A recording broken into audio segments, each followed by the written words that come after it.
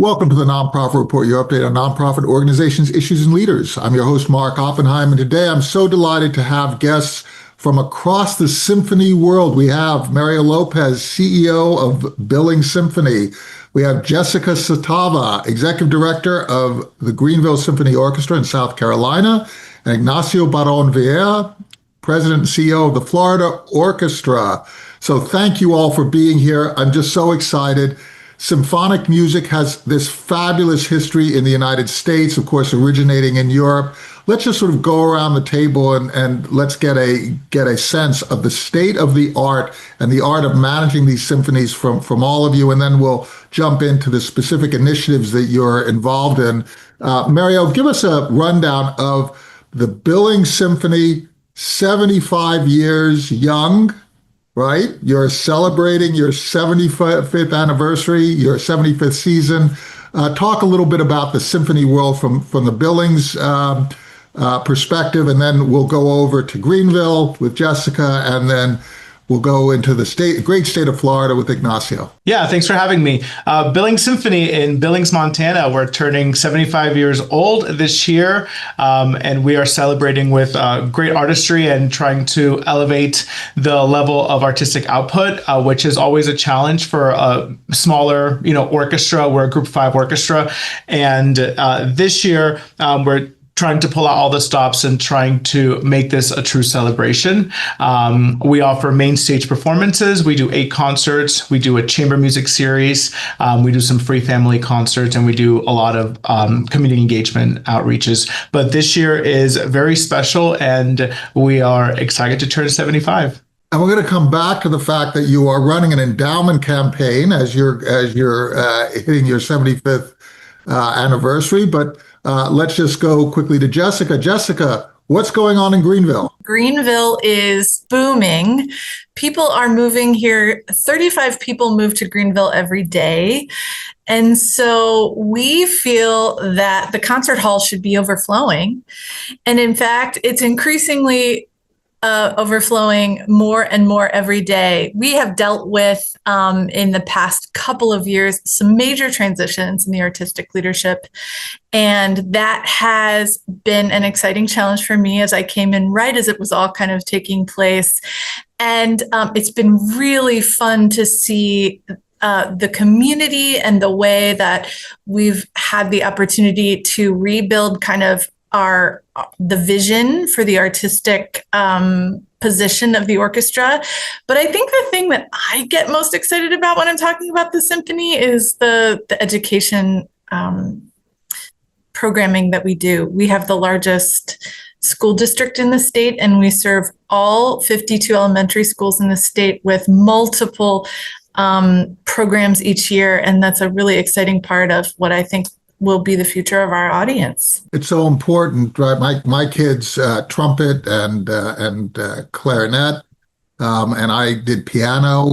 Never any good, Ignacio, but oh my God, right? It taught me discipline. It taught me structure. It taught me a new vocabulary, language. Ignacio, talk a little bit about the view from Florida. How are things evolving with the Florida Orchestra? Absolutely. Well, good to see you, Mark. Thanks for having us. So with the Florida Orchestra, we are celebrating this year 58 years of great music in the community. The Florida Orchestra is based in the Tampa Bay region. So we do serve 3 communities, Clearwater, St. Petersburg, and Tampa. So we are quite busy with 39 weeks of work with 68 full-time players and about 100 plus concerts per year. We serve the community in many, many different ways. We have our regular classics, pops, special concerts, but we talking about community. We have a lot of community programs. This is really what I call the heart of what we do, and investing in the youth, investing in the future generations and the future talent. We've been launching new partnerships with education institutions, which I'm happy to talk about later on. So we've been again putting great performances. I'm very excited with the growth that the state is experiencing. Just following on what Jessica was saying, it's incredible the number of people that move here every week.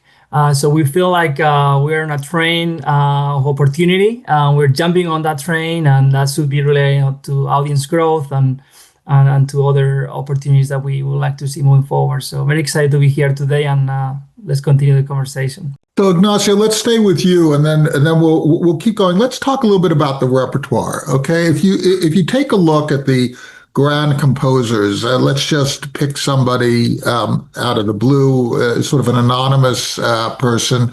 This guy Ludwig von Beethoven, right? He passed away 200 years ago, a little bit less than 200 years ago. When you look at your audience from the stage, and you're thinking about not only the audience that are sitting in the seats, but also the audience that you would like to have come in, and the young people and the kids, right? I mean, we were talking about education a little while ago.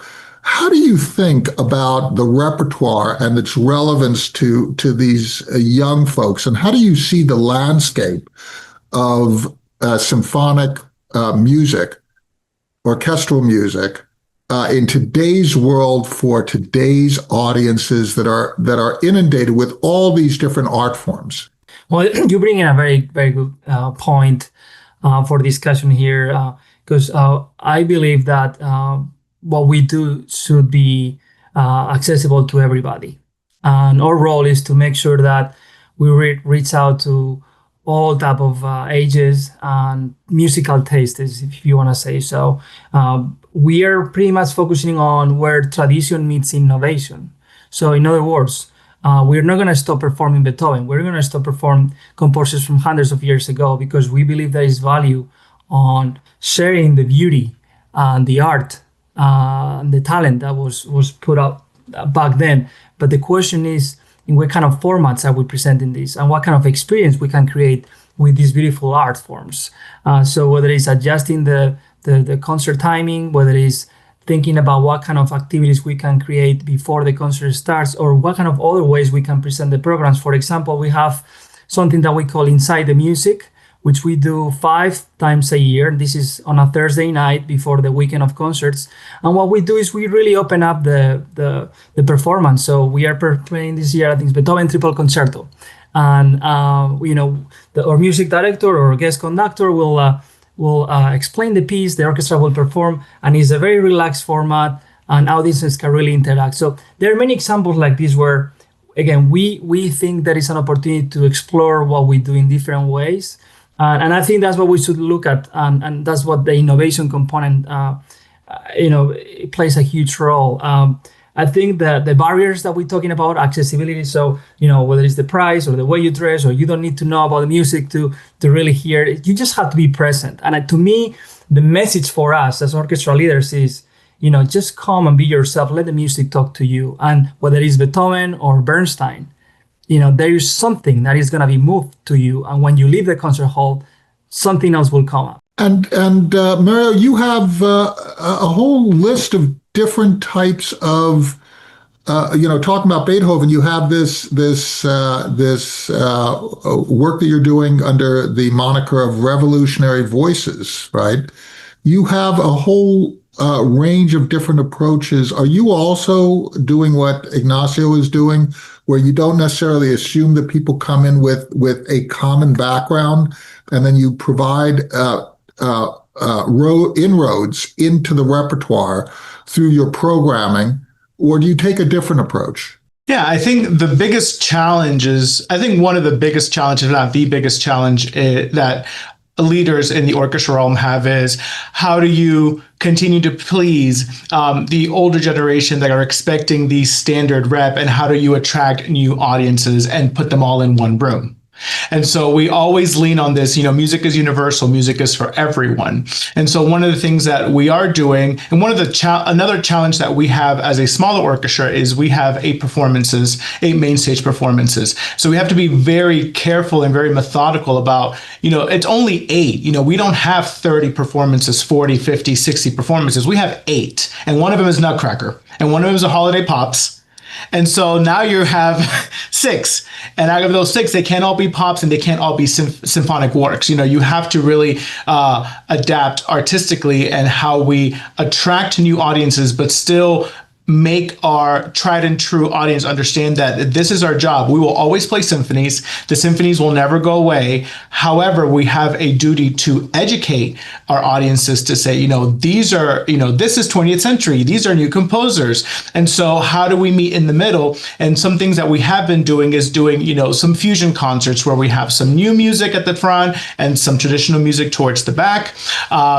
This past October, we did 75 years of music in one night, and we celebrated 75 years of music. And so we started the concert with the first piece the symphony played, and we had slideshows of what was happening in the world in that century or in that decade, excuse me. And every decade, for the past 7 decades, how music has touched Billings or what was happening in the world. And so adding multimedia, adding different elements into the symphonic hall, I think has helped attract different types of audiences. But it's always a challenge, and some are huge successes and some are, well, we should probably rethink that and let's try something different, right? So we're always trying to attract audiences and keep them. And that's been, that's one of the biggest challenges right now. And Jessica, you're taking an intersectional cut. You have this American series that's going on. You have an American in Paris. You have Dvorak's cello concerto and the American string quartet. Rhythm of the Night, a Tango Affair, Grand Canyon Suite, and Rachmaninoff. Fabulous repertoire. So it seems like what you're also doing is you're taking a thematic exploration of the symphonic métier and bringing the audience into this sort of dialogue of what these composers felt when they were covering topics that were quintessentially American. Yes. And Mark, I'm gonna go there about kind of the need for unity in our communities and how this theme really came forward for us. It serves a couple of purposes. And the first one is that we have a new music director. The previous music director was very focused on European repertoire, primarily Russian. So our audience was steeped in the most traditional repertoire, the most traditional format in which it was performed. That was what they were used to seeing year in and year out. So we knew that we needed to take a new tone to set a fresh vision while also ensuring that we could keep everybody under the tent with this unifying theme of the American season in the 250th anniversary of the United States. What better way to tell diverse stories, accessible stories from all over our country than to put it under this patriotic, unifying umbrella. And we knew we had to find a way to, and I'm just being real here, we had to find a way to get the European music in there or we would lose our subscribers. So the truth of the matter was like who are the ones that have strong ties to the United States, that are recognizable composers that can help us keep those people in our world? And it really came down to Dvorak. Of course, Rachmaninoff's an important one, and then everybody loves Bernstein. But I'm going to be honest with you, I'm so excited about this season, and we found a lot of ways to incorporate local talent and really engage local pride in order to get people there. But when we announced this season, there was no question that there was, we had a lot of work to do to get people to where they were comfortable with subscribing again. And as we continued to promote the music and we started to tell the stories, like people really got on board. But even all through the summer, as they were waiting for the new summer season to begin, we had some uncomfortable conversations. And it was so much fun to see how after the first concert, the energy had been so high. The public had come forward. The single tickets had sold so well that the subscribers were excited to be surrounded by human beings they'd never seen in a concert hall before. And so the energy just helped us move that forward. And it was so exciting to see that after that first concert, even the most skeptical subscribers were feeling really excited about the rest of the season. So it required some courage for sure. And I'm sure there's going to be concerts where we aren't feeling as encouraged afterward, but it was great to start the season in such a strong position. In many respects, we can go back to the origins of the art form, in which this was really about providing a really enjoyable experience.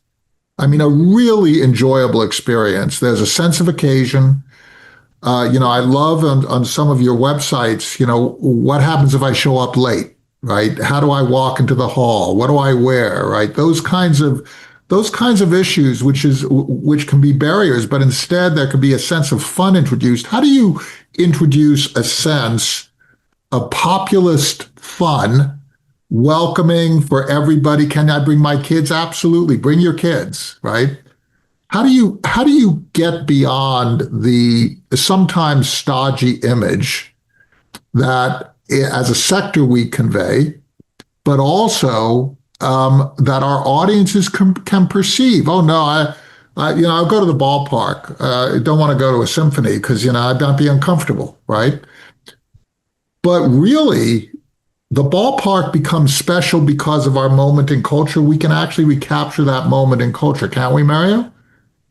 By just making it fun. For goodness sakes, let's make it great. Let's make this a fabulous night out. Yeah, I think all of us are, that's one of the barriers that all leaders are continuously working on breaking. There's just this stigma about the symphony and the stuffiness of it. And, it's just getting people in the hall. And so with the resources that we have, which there are three different levels of resources represented here, how do we go out to the community and say, this is for you, music is for you. And we are always trying to find ways to say, why do you go see Taylor Swift? Or why do you go see Kanye West? Or why do you go see, insert pop, artist here? It's because at home, listening on your Apple Music, it's not the same as going to the concert hall or going to the stadium and seeing this and experiencing what they are live. And it's the exact same thing with the orchestra. Yes, okay, you can listen to Beethoven, but when you listen to Beethoven live, it's just a different experience. And it's a once in a lifetime because that performance is going to be unique for the rest of eternity, right? And so it's always that. And we're trying to figure out ways to reach our audiences to say, this is for you. And we hear all the time, come as you are, come dressed as you are, all of that, and accessibility with ticket prices and all that. All of us are doing all of these things, and we can shout out free tickets, but how do we get people to come into the hall? And that's something that we're continuing to work on. Do you have any secret to share with us, Ignacio, of how do you connect with audiences? Give us your words of wisdom. Sure. I actually, building on what Mario was saying, I think it's a team effort between the administration and the artistic teams. I think it starts when you mentioned the time you purchase a ticket online, how comfortable, how friendly that is for you, right? But then the moment you enter the concert hall, who's greeting you? And also, whether you have opportunities to take selfies or, people getting dressed, and just, as you said, having fun, just creating that culture of being, welcoming and accessible and approachable, and that people just want to go there because it's a great time. They want to socialize. They want to really connect with the community. I mean, to me, it's about community. It's about getting together, right? That is part of the experience, is that you don't watch it by yourself in your TV. You see your friends, your family, you're sharing the beauty, the joy. And I think that starts with us, staff, leaders.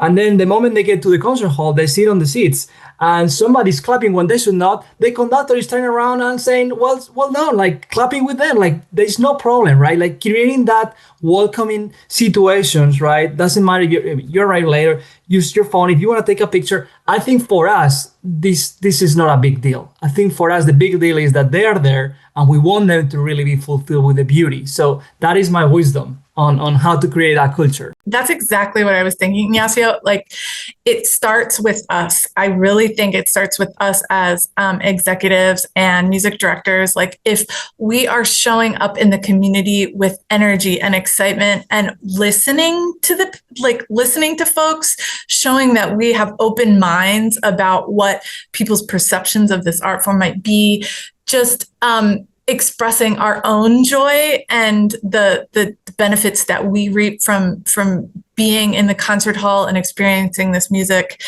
I think that goes so far. I think people remember the encounters that they have with us, and they associate that energy with what they're going to experience when they come to our space. And so I think that's really positive. But I also think that, for us, what we're really learning is that there are different products for different kinds of people and what they want. And so we have to be able to offer different experiences in different formats. And there really are some folks who just, they don't want a beautiful lighting display. They don't want cameras. They don't want digital. They don't want those things. They want to experience the purest form of this music, or what they consider to be the purest form. And so my work is truly to find ways to have different products for all the different experiences that people are looking for, not changing the repertoire, not apologizing for the repertoire, but presenting it in a different way. And it was actually so fun because we were nervous about this, but our music director said he wanted to do one piece on our opening concert where everyone could get out their phones and film the piece. So, of course, we cleared up whatever the licensing concerns would be, et cetera. And then he turned around and he said to the audience, "Now's your chance. Get your phone out. I want you to share what you're about to experience with your friends." So he picked, a really short little snippet, and it was crazy. Everybody from the youngest to the oldest were filming, and they were so excited about it. We thought that we were going to get a lot of flack from folks, but they had the best time, and it was great free advertising for us. And it was a way to kind of contain that one piece of an experience that, could be distracting to people and other, if we were allowing it just generally. But it really worked well, and it was a fun moment for all of us. So this actually, I'm so glad you raised this. It actually brings us to a question about the management side versus the artistic side. To me, it has always seemed that your positions, you represent the audience to me, whereas the artists represent the art form, the composers, the history, right? The sensibility, the knowledge, the technique, right? And so a great symphony, a great orchestra is created through the collaboration and the dialogue between those two areas. Could you comment on that idea? Because that's where the art of producing music and the art of creating a strong organization comes together. It's that intersectionality, and it's not like one voice has the predominant decision-making authority over the direction of the organization. Isn't it just a constant negotiation where you're thinking about those who are experiencing and those who are delivering the experience? What do you all think? Ignacio, what do you think? Sure, I think that's really accurate. In my opinion, I think it takes both sides to really come together and present something unified, because we represent the organization, we represent the art form, whether it's from the audience, from the artist. I think it starts from the top. I think the relationship CEO, music director has to be a model for the rest of the organization, because in that way, the staff and the musicians and the artists will actually follow. And I think the board understanding also the different roles and responsibilities within the organization to make it, in my opinion, a successful way of presenting, because you can talk about an art form coming from the States, but there is art form when you present your marketing materials, right? And both is again how you present yourself, how you show up yourself. So I think for us as managers and as orchestra leaders, I think our role is to unify, is to be the glue for the difference, create the bridges where there are no bridges, and understanding the different motivation behind each side. I think sometimes, again, we get caught into terms from CBA language, for example, or, so it's about why are we here and how do we think about what is the best for the community, right? Not the best for the artists or the best for the staff. I think we have to continue to remind ourselves the bigger picture and the why. So that way, we're doing our job effectively. And Jessica, you made the point, I think, subtly, but also directly, that you and your staff are ambassadors. We are. I always think, if I'm not showing up for other people's performances and events, and if I'm not making myself available and treating what they have to offer with the same importance as I do my own, how could I possibly expect them to come to my things? I guess I think of it as being part of a community. But yeah, you're absolutely right. Like, I love what you said, Ignacio, about what is the best thing for all of us in Greenville. Like, of course, my first responsibility is the Greenville Symphony, but for sometimes people throw out ideas about, we should build this or we should do this. And I guess for me, it just comes down to, what's the best thing for Greenville?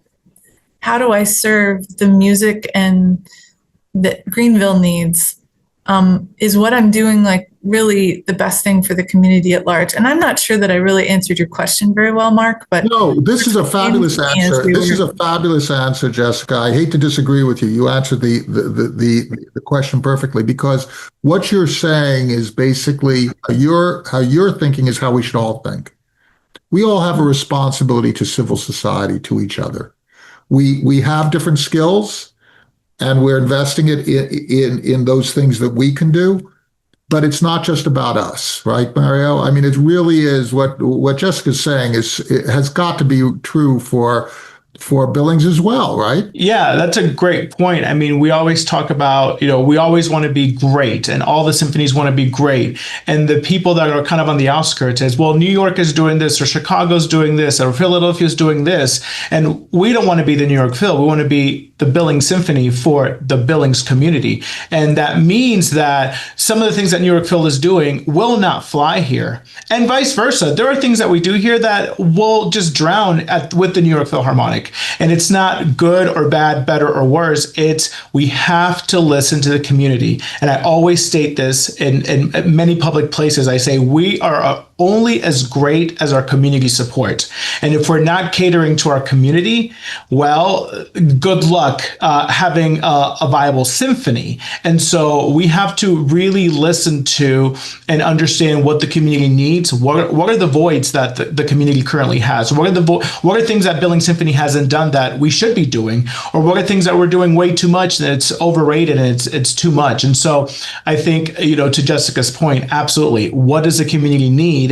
And to Ignacio's point, to your original question, it's constant negotiation between leadership, because, we want to do this, but we don't have the budget for that. So that's where I come in, right?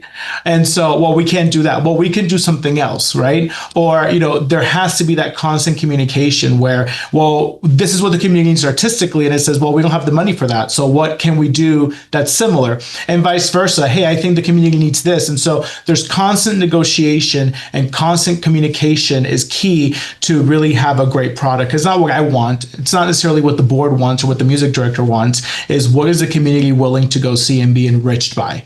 And so we're continuing that conversation daily. A fabulous thought to go out on. What you're all saying is that we have a responsibility for artistic excellence. We have responsibility to engage all members of our communities, and we ought to appreciate the contribution of others and include everyone in the joy that we're producing on stage. Mario Lopez, CEO of the Billings Symphony, Jessica Satava, Executive Director of the Greenville Symphony Orchestra, and Ignacio Barrón Viela, President and CEO of the Florida Orchestra. Thank you so much for sharing the work, the magnificent work of your organizations, your artists. Please thank your donors, your board members, your staff, your supporters, your ticket holders, and other members of the community that support this fabulous art form of symphonic music. We really appreciate you. Thank you. Thank you so much, Mark.